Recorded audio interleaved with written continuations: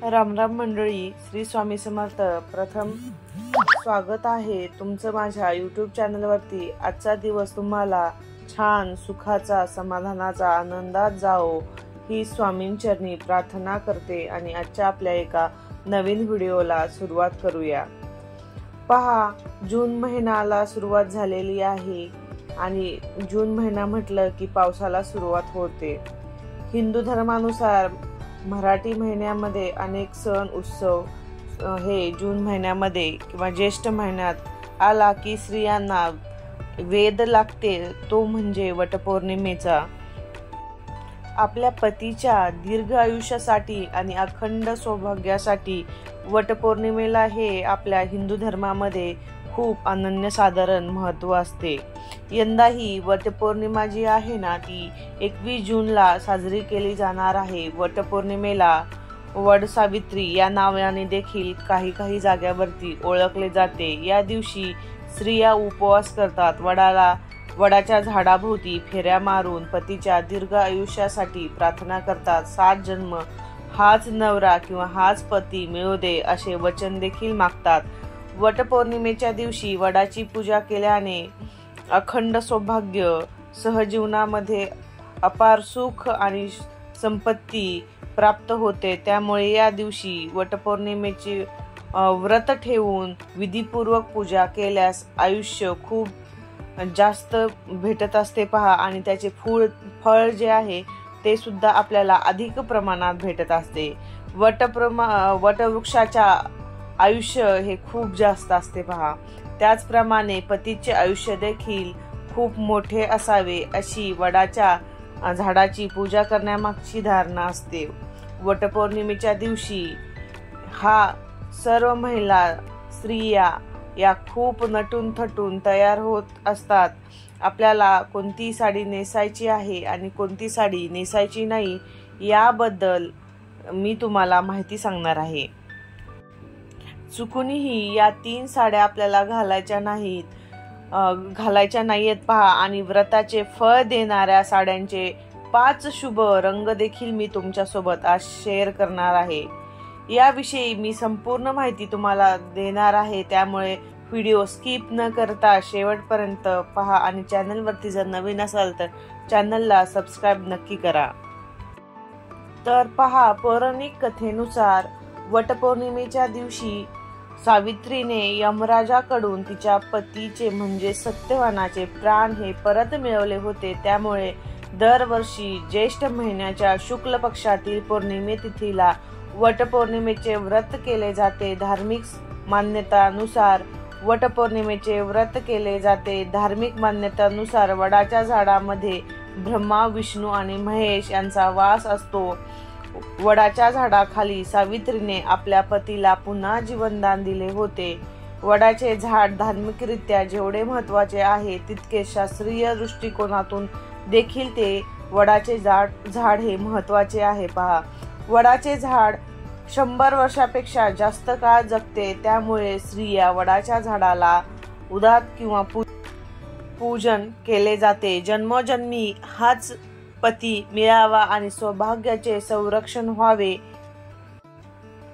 यासाठी वडाला प्रार्थना देखील केली जाते।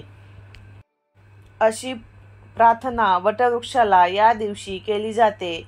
या वर्षी वटपौर्णिमा पहा 21 जून या दिवशी आहे। या दिवशी नवविवाहित स्त्रिया असो या काही स्त्रियांच्या लग्नाला 10, 15, 20 वर्ष झालेल्या स्त्रिया अशा कोणत्या 3 रंगाच्या साड्या आहेत त्या चुकूनही त्यांना घालायच्या नाहीत किंवा नेसायच्या नाहीत, हे आपण पाहणार आहोत। हे आता आपण जाणून घेऊया। वटपौर्णिमेच्या दिवशी पहा, काळ्या रंगाची साडी तुम्हाला चुकूनही त्या दिवशी घालायची नाही पहा।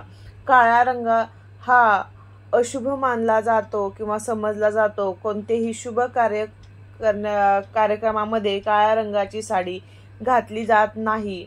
पूर्ण काळ्या रंगाची साडी तर सोडाच, पण तुम्ही एखादी वेगळ्या रंगाची साडी असेल आणि त्याला काळ्या रंगाची बॉर्डर असेल किंवा मध्ये बुट्ट्या काळ्या रंगाच्या असतील तरीही तुम्हाला ती साडी वटपौर्णिमेच्या दिवशी घालायची नाही।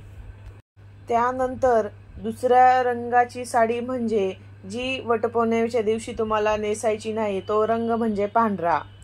पांढरा रंग हा शांततेचे प्रतीक आहे. महादेवांना देखील पांढरा रंग प्रिय आहे. पण वटपौर्णिमेच्या दिवशी पांढऱ्या रंगाची साडी नेसायची नाहीये पहा. यामागचे कारण असं आहे पहा, वटपौर्णिमा व्रत हे आपण अखंड सौभाग्य प्राप्तीसाठी करत असतो. म्हणून सौभाग्यासाठी जे शुभ रंग आहेत तेच त्या या दिवशी तुम्हाला नेसायचे आहेत. त्यानंतरचा तिसरा रंग किंवा तिसरी साडी तुम्हाला जी घालायची नाही, वटपौर्णिमेच्या दिवशी तुम्हाला चुकूनही नेसायची नाही, ती म्हणजे निळ्या रंगाची साडी पहा. निळ्या रंगाची साडी देखील तुम्हाला वटपौर्णिमेच्या दिवशी घालायची नाही. वटपौर्णिमा सोडून इतर सणांना तुम्ही ह्या तिन्ही कलरच्या साड्या घालू शकता पहा. हे 3 कलर किंवा हे 3 रंग वटपौर्णिमेच्या दिवशी तुम्हाला टाळायचे आहेत. तर काही कार्यक्रम असतील तर अशा वेळेस तुम्ही या तीनही रंगाच्या साड्या तुम्ही घालू शकता, नेसू शकता.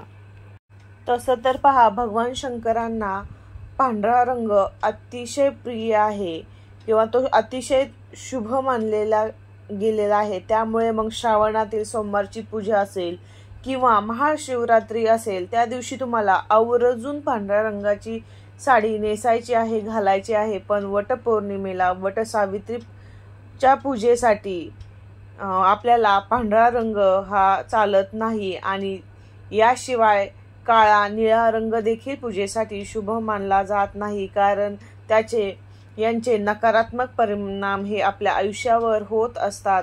या 3 रंगांच्या साड्या आपल्याला वटपौर्णिमेच्या दिवशी घालायच्या, नेसायच्या नाहीयेत पहा.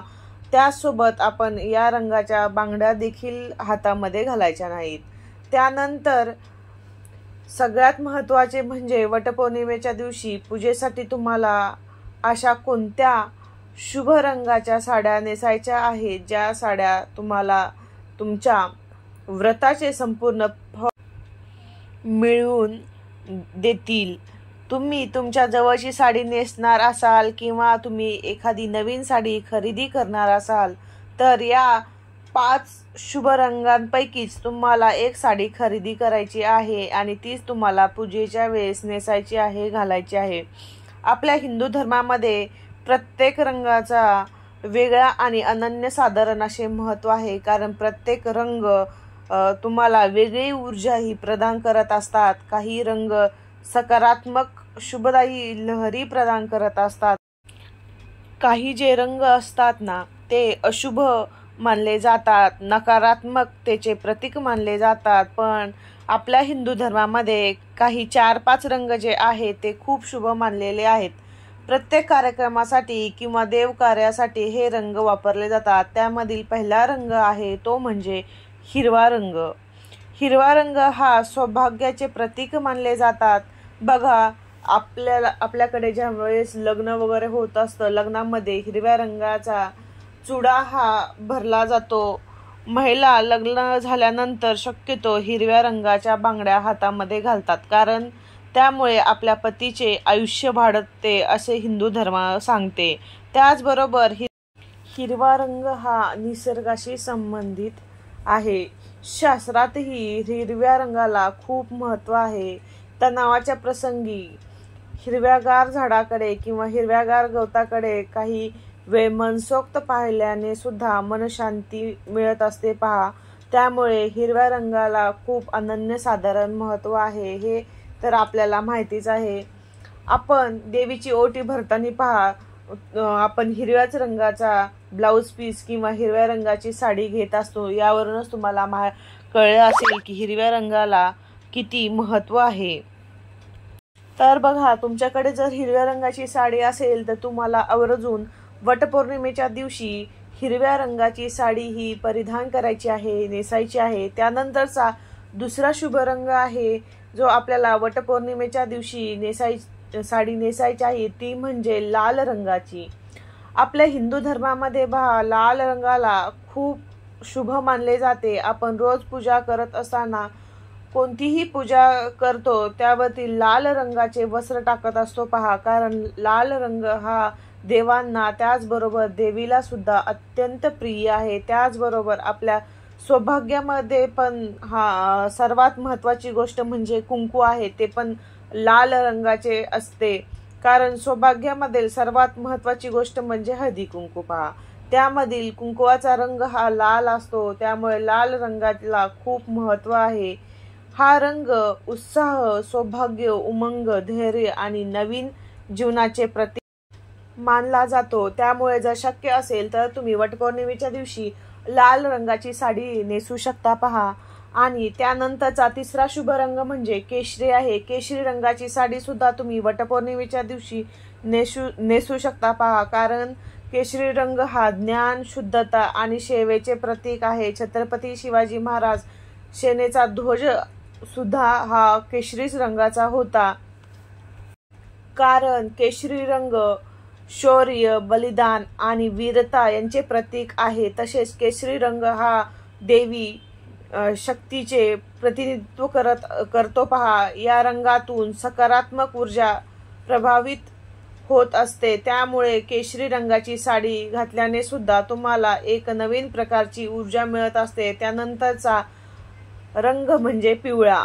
आपल्या हिंदू धर्मात पहा, पिवळा रंग हा पिवळ्या रंगाच्या कपड्यांना पितांबर असे सुद्धा आपण म्हणतो पहा. बघा, कोणत्याही प्रकारच्या मांगलिक कार्यामध्ये पिवळा रंग जास्त वापरला जातो. तसेच पूजेमध्ये सुद्धा पिवळा रंग हा खूप शुभ मानला जातो. पिवळा रंग हा सूर्यदेव, मंगल आणि बृहस्पती सारख्या ग्रहांचे प्रतिनिधित्व करत असतो.